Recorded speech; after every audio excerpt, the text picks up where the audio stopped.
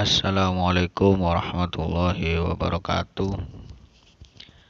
Hari ini saya akan mengabarkan berita yang menurut saya populer, yaitu terkait reshuffle. Ada pengamat, sinyal reshuffle jelas mengarah ke Nasdem, buntut capreskan Anies. Ya, berita ini saya kutip dari kompas.com. Pengamat politik dari UIN Syarif Hidayatullah Adi Praitno menilai sinyal reshuffle atau perombakan Kabinet Indonesia Maju kali ini jelas mengarah ke pergantian menteri dari Partai Nasdem. Ini tak lepas dari manuver partai pimpinan Surya Paloh tersebut mendeklarasikan Anies Baswedan sebagai calon presiden capres untuk pemilu 2024. Menurut saya, reshuffle kali ini memang seakan-akan dikontekstualisasikan hanya untuk urusan pergantian menteri dari Nasdem, terutama setelah Nasdem mengusung Anies Baswedan sebagai kandidat capres. Kata Andi kepada kompas.com pada hari Selasa 17/12/2022. Menurut Adi, tanda-tanda reshuffle bakal digelar dalam waktu dekat kian nyata. Presiden Joko Widodo belum lama ini lagi-lagi menyinggung soal pergantian menteri. Dua parpol koalisi pemerintah, Partai Kebangkitan Bangsa (PKB) dan Partai Persatuan Pembangunan (PPPP) atau P3 juga mengungkapkan rencana reshuffle pada awal Januari 2023. Menurut kedua partai, reshuffle bakal mencakup menteri urusan ketahanan, pangan, dan ekonomi. Terbaru sinyal reshuffle datang dari partai penguasa PDI Perjuangan. Partai pengusung Jokowi itu bahkan terang-terangan meminta Presiden mengevaluasi dua menteri Nasdem.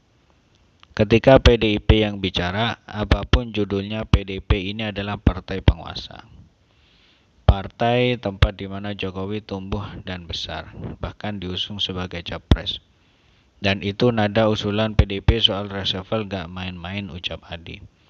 Presiden Jokowi sendiri, menurut Adi, memang menunjukkan gelagat tak biasa sejak Nasdem mengumumkan hendak mengusung Anies Baswedan sebagai capres.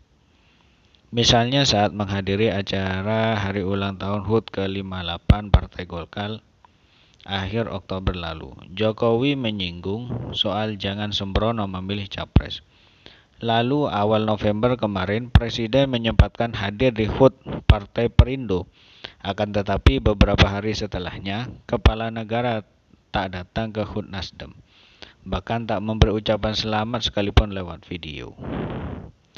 Tak lama setelah itu viral video Jokowi tak membalas pelukan Surya Paloh saat keduanya hadir di acara puncak peringatan HUT ke-58 Partai Golkar 21 Oktober 2022. Setelah Nasdem mengusung Anies sebagai capres, Jokowi jelas-jelas menunjukkan gestur yang kurang nyaman. Dan sindiran-sindiran keras juga sering disampaikan di berbagai kesempatan, kata Adi. Bagaimanapun lanjut Adi, Anies datang dari kelompok oposisi. Dia bahkan kerap dicitrakan sebagai sosok yang kontra dengan Jokowi. Sebagai presiden, Jokowi menginginkan penggantinya kelak mampu meneruskan program dan kebijakan yang dia jalankan selama memimpin pemerintahan. Misalnya melanjutkan program pembangunan Ibu Kota Negara IKN atau meneruskan pembangunan infrastruktur di berbagai penjuru tanah air. Persoalannya, keinginan presiden itu tak akan terwujud jika Anies menjadi penggantinya kelak. Oleh karenanya, menurut Adi wajar saja jika presiden menunjukkan gelagat tidak senang atau atas manuver Nasdem dan bermaksud mencopot menteri-menteri partai besutan Surya Paloh itu. Jadi bagi saya reshuffle ini murni persoalan politik karena Nasdem mengusung Anies yang jelas-jelas selama ini adalah tokoh oposisi berseberangan dengan pemerintah, tutur Adi.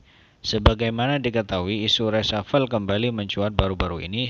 Sebelumnya Presiden Jokowi juga sempat melempar wacana reshuffle pasca deklarasi Nasdem terhadap pencapresan Anies Baswedan.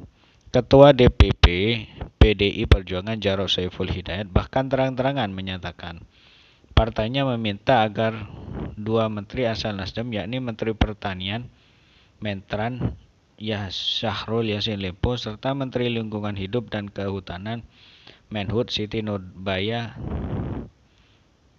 bakal dievaluasi. Menurut Jarod, evaluasi perlu dilakukan untuk memastikan para menteri bekerja menuntaskan janji-janji kampanye Presiden Jokowi. Mentan dievaluasi, Menhut dievaluasi, Menteri Kehutanan harus dievaluasi. Semua menteri juga harus dievaluasi. Supaya apa? Supaya ada satu darah baru yang segar yang bisa mendukung penuh kebijakan Pak Jokowi, kata Jarod di kawasan Menteng, Jakarta, Jumat 23 bulan 12 2022.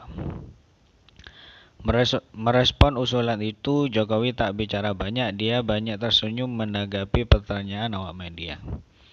Klunya ya udah, kata Jokowi sambil berjalan meninggalkan wartawan usai meresmikan pengembangan tahap 1 Stasiun Manggarai, Jakarta, Senin 26/12/2022.